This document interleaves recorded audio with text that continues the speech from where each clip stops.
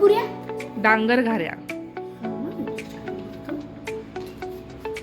Mummy एकदम मसाले. Thank you. नमस्कार मंडळी, सासूची शिदोरी या आपल्या चॅनलवरती तुम्हा सगळ्यांचं स्वागत आहे.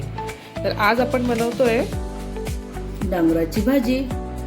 पण डांगराची भाजी आयुषला आवडत नाही, मुलं दोघं पण खात नाहीत. बरं चल जाऊ द्या. आता तुला एक नवीन पदार्थ सांगते, डांगराच्या पुऱ्या. त्याला डांगर घाऱ्या सुद्धा म्हणतात.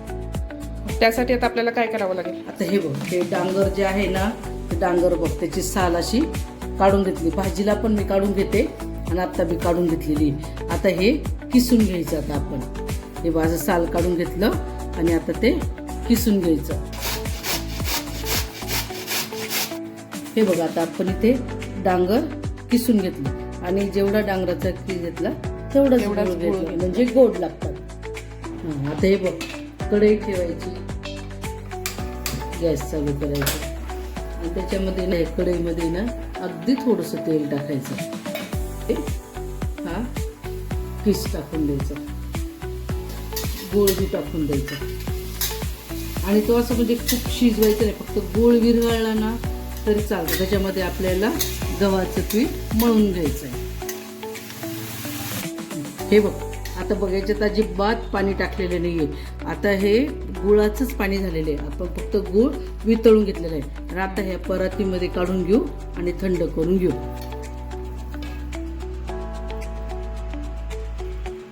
आता हे बघ, हे थोडं थंड झालेलं आहे. आता याच्यात जेवढं लागेल तेवढंच पीठ, जास्त पीठ टाकायचं नाही. आधी मळून घ्यायचं आणि मग पीठ टाकायचं आणि पोळीसारखं भिजवायचं. आणि मळतानाही पीठ पाणी नाही वापरायचं. पाणी अजिबात वापरायचं नाही, याच्यामध्येच मळायचं आहे फक्त. हे बघ, जेवढं गूळ आणि डांगर होतं ना, त्याच्यामध्ये आपण ही गव्हाची कणिक मळून घेतली. हे बघ, अशी मळायची, खूप घट्ट पण नाही मळायची.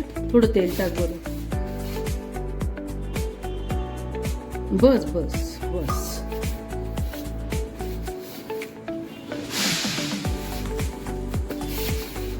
आणि आता याच्या पुऱ्या लाटून घ्यायच्या.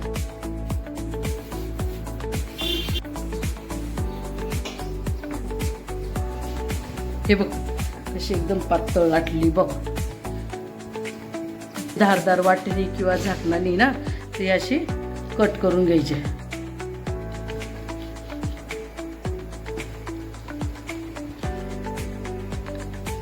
तर अशा पद्धतीने आपण सगळ्या पुऱ्या लाटून आणि कापून घेतलेल्या आहेत.